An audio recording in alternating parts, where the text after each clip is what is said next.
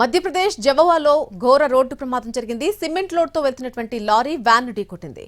ఈ ప్రమాదంలో అక్కడికక్కడే 9 మంది చనిపోయారు. మరో ఇద్దరికి తీవ్ర గాయాలయ్యాయి. ఘటనా స్థలానికి చేరుకున్న పోలీసులు కేసు నమోదు చేసి దర్యాప్తు చేపట్టారు.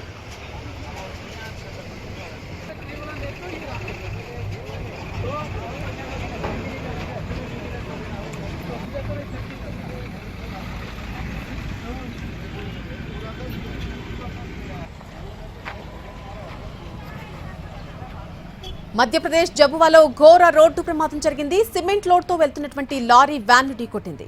ఈ ప్రమాదంలో అక్కడికక్కడే 9 మంది చనిపోయారు. మరో ఇద్దరికి తీవ్ర గాయాలయ్యాయి.